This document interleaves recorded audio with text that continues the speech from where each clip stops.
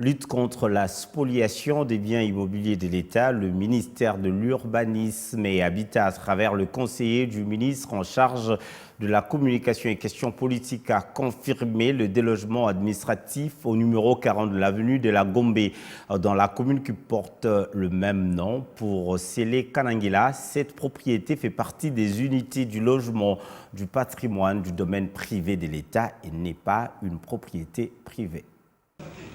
Dans une mise au point, jeudi 29 juin, devant la presse, le conseiller en charge de la communication au ministère de l'Urbanisme et Habitat a estimé que M. Benoît Tshibangou se comporte comme au-dessus de la loi, une déduction des suites de plusieurs reproches dont il a fait l'objet par le ministère de l'Urbanisme et Habitat pour avoir occupé une maison appartenant à l'État il y a longtemps. Mais hélas, il continue jusqu'à ces jours sans vergogne à exhiber certains faux documents pour occuper en toute illégalité cette parcelle de l'État devenue sa propriété privée.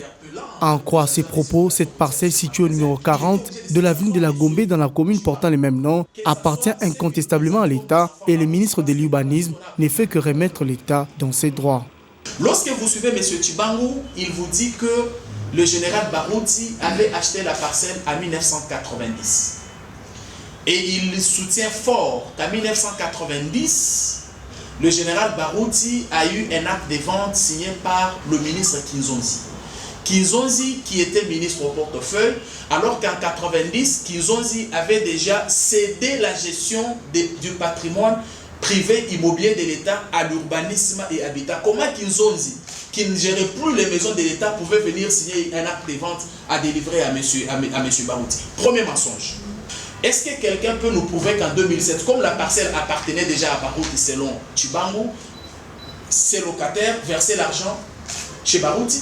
Vous trouverez qu'il s'agit du mensonge monté de toutes pièces. Pour Sélé Kanangila, qui se base sur un principe qui atteste que nul ne peut se jouer de l'État de peur qu'il ne subisse la rigueur de la loi, souligne en effet que tout ce que le précité fait est une manière de manipuler l'opinion publique pour s'attirer vainement de la sympathie. Mais Pius Mwabilou n'est pas ministre ici. Déjà quand on crée le ministère de l'Urbanisme et de l'Habitat en 1988, Pius Mwabilou n'était pas ministre. En 1989, lorsqu'on fait la remise et reprise, il n'était pas ministre non plus. Alors, M. Tshibangou, je crois qu'il confond d'adversaires.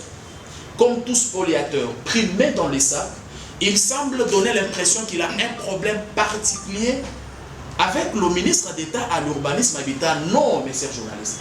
M. Tshibangou a tenté de spolier la maison de l'État. Il a affaire à l'État. Il dit avoir un jugement qui lui donne raison. Mais si ces jugements lui donnent raison, mais il s'agit de l'État. Par la même occasion, ces membres du cabinet de Pius Mwabilou a tenu à mettre en garde tous les spoliateurs dont le modus operandi est déjà démasqué. Ces spoliateurs procèdent dans un contexte triangulaire mettant en musique les agents véreux de l'administration de l'urbanisme et habitat, des affaires foncières, de la justice et de la police.